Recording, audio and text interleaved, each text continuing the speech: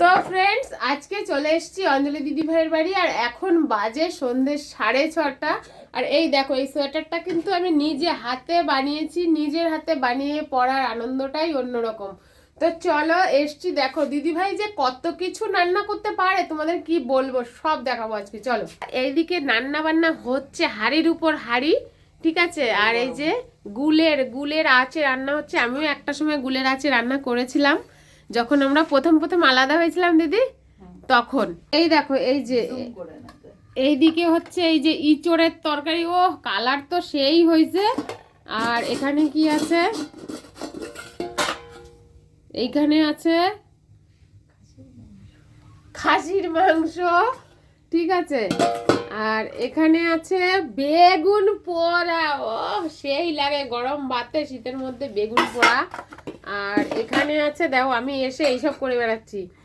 এটা হচ্ছে চিংড়ি মাছ দিয়ে কুমড়ো দিদি, কুমড়ো পুঁইয়ের ও পুঁই শাকের ফল, কুমড়ো দিয়ে চিংড়ি মাছ দিয়ে। দেখে তো খুব সুন্দর হচ্ছে, দেখেই মনে হচ্ছে খুব সুন্দর। আর এদিকে আছে এটা কি, ও মনার জন্য নিরামিষ, মানে আমার মেয়ের জন্য।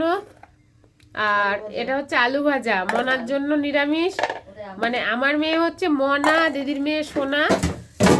এই বাবার ওইদিকে দেখো কাণ্ড। আসলে আমার দিদিভাই খেয়াল করেনি, পেছনে ধাক্কা লেগে পড়ে গেছে, ঠিক আছে। সেটাও তোমাদের দেখিয়ে দিলাম, ক্যামেরা যেহেতু অন আছে। আর এদিকে আছে ডাল। কি দিয়েছে এগুলো ডালে? আম দিয়ে ডাল, এই অসময়ে, বুঝো।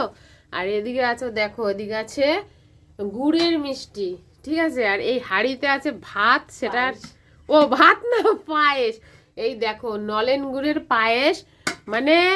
আর এদিকে আছে ভাত, মানে কি বলবো তোমাদের। আর কি বাকি আছে? আরো বাকি আছে, দাঁড়াও দেখাবো, ঠিক আছে। আর এখানে দুটো হাঁড়িতেই জলই বসানো আছে এখনো, না?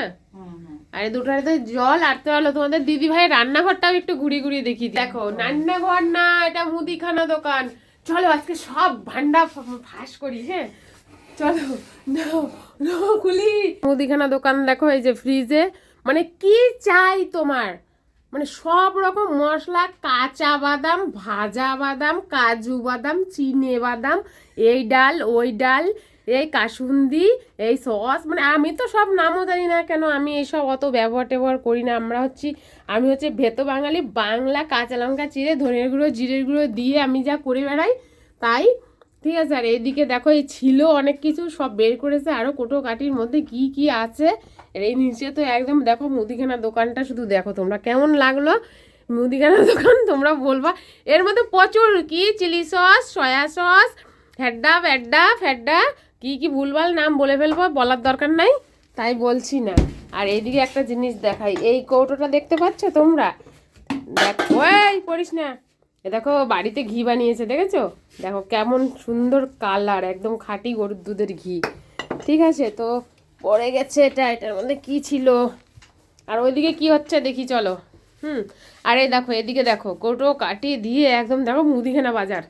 এই যে 6 মাস বাজার না করলেও হবে, যা আছে অসুবিধা নেই। আর এদিকে দেখো, তোমরা কারা আছো এরকম ডিমের খোসা জমিয়ে রাখো, দেখো ডিমের খোসাগুলো কি সুন্দর লাগছে দিদি দেখতে। এগুলো গাছে দেবে, এগুলো গাছে দিলে খুব ভালো সার হয়, এটা আমি একদম মানে প্রমাণ পেয়েছি আমার ড্রাগন গাছে দিয়ে।